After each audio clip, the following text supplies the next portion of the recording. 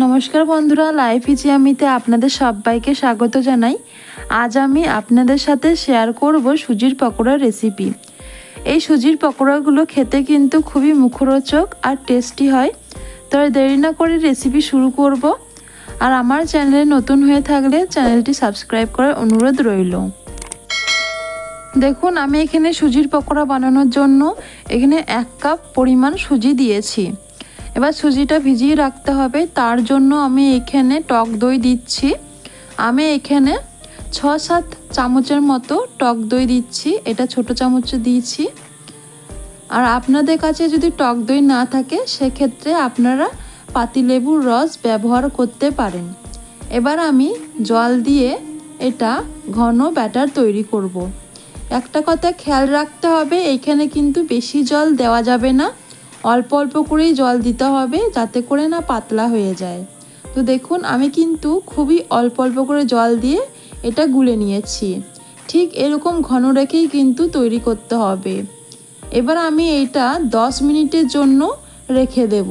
ফিরে আসলাম 10 মিনিট পর। দেখুন সুজিটা কিন্তু কতটা ফুলে গেছে আর এর পরিমাণটাও কিন্তু অনেকটাই বেড়ে গেছে। এবার এটা একটু আমি নেড়ে চেড়ে নিলাম। এবার এখানে আমি একে একে উপকরণ অ্যাড করে দেবো। প্রথমেই দিচ্ছি এখানে এর স্বাদ মতো নুন। এবার দিয়ে দেব অল্প পরিমাণে হলুদ। হলুদের পরিমাণটা কিন্তু খুবই কম দিয়েছি। এবার দিয়ে দিলাম ছোট চামচের 1/2 চামচ গোটা জিরে। এবার দিয়ে দিচ্ছি পেঁয়াজ কুচি। আমি এখানে একটা মাঝারি সাইজের পেঁয়াজ কুচিয়ে রেখেছিলাম, সেটা দিয়ে দিয়েছি।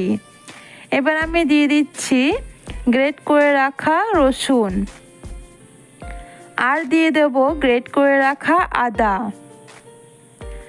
এখানে দিয়ে দিলাম 4টে কাঁচা লঙ্কা কুচি। ঝালটা অবশ্যই আপনাদের মতো আপনারা দেবেন। এবার আমি এখানে দিয়ে দিলাম ধনেপাতা কুচি।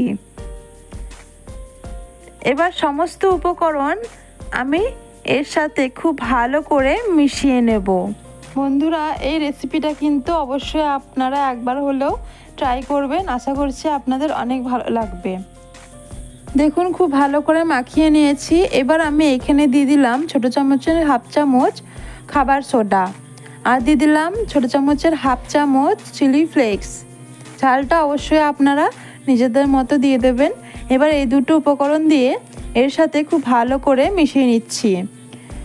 খাবার সোডা দিলে এটা কিন্তু খুবই নরম হবে খেতে, আর এগুলো কিন্তু খুবই মুচমুচে তৈরি হবে। এবার খাবার সোডা চিলি ফ্লেক্স দিয়ে খুব ভালো করে দেখুন মিশিয়ে নিয়েছি। বন্ধুরা, আমার ভিডিওটি যদি ভালো লেগে থাকে অবশ্যই কিন্তু একটি লাইক দিয়ে দেবেন। এবার আমি পকোড়াগুলো ভেজে নেব। পকোড়া ভাজার জন্য আমি এখানে গ্যাসের উপর কড়াইয়ে সাদা তেল বসিয়েছি। সাদা তেলটা কিন্তু খুব ভালো করে গরম করে নিয়েছি। এবার সুজির ব্যাটারটা থেকে অল্প অল্প করে এইভাবে আমি বলার শেপ করে তেলের মধ্যে ছেড়ে দিচ্ছি। এখানে যতগুলো জায়গা হবে ততগুলোই কিন্তু আমি এই পকোড়াগুলো দিয়ে দেব। পকোড়াগুলো দিয়ে গ্যাসের ফ্লেম মিডিয়ামে করে এগুলো কিন্তু আমি উল্টে পাল্টে ভেজে নেব। গ্যাসের ফ্লেম কিন্তু লো অথবা হাই ফ্লেমে দিয়ে ভাজা যাবে না। হাই ফ্লেমে দিয়ে ভাজলে পকোড়াগুলো ওপর থেকে কালার চলে আসবে আর ভেতর থেকে কিন্তু কাঁচা থেকে যাবে। তাই এইগুলো মিডিয়াম ফ্লেমে রেখেই কিন্তু ভাজতে হবে। তাই আমি গ্যাসের ফ্লেম মিডিয়ামে রেখে এগুলো ভেজে নিচ্ছি। দেখুন, এগুলোর এক পিঠ হয়ে গেছে, তাই আমি অপর পিঠ হওয়ার জন্য এগুলো আমি উল্টে পাল্টে দিচ্ছি।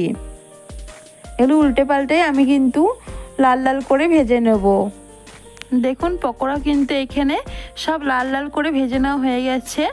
এবার কিন্তু এগুলো আমি তেল থেকে তুলে নেব। এগুলো তোলার পর বাকি যে পকোড়াগুলো আছে সেগুলো কিন্তু আমি তেলের মধ্যে একইভাবে দিয়ে দেব। তো দেখুন, আমি এগুলো সব তেল থেকে তুলে নিচ্ছি আর একটা জায়গায় রেখে দিচ্ছি। এগুলো খেতে কিন্তু খুবই মুচমুচে হয় আর টেস্টি হয়। অবশ্যই কিন্তু আপনারা বাড়িতে এটা ট্রাই করবেন। আশা করছি আপনাদের অনেক ভালো লাগবে। পকোড়া ভাজা হয়ে গেছে। আমি আপনাদের একটা ভেঙে দেখাচ্ছি যে এটার ভেতর থেকে কেমন তৈরি হয়েছে। তো দেখুন, ভেতর থেকেও কিন্তু খুব ভালো তৈরি হয়েছে আর ওপর থেকে কিন্তু খুবই মুচমুচে তৈরি হয়েছে। সুজির পকোড়া টমেটো সসের সাথে খেতে খুবই ভালো লাগে, তাই আমি এখানে টমেটো সসের সাথে পরিবেশন করেছি। আপনারা চাইলে এটা চায়ের সাথেও কিন্তু খেতে পারেন, চায়ের সাথেও খেতে কিন্তু খুবই ভালো লাগবে।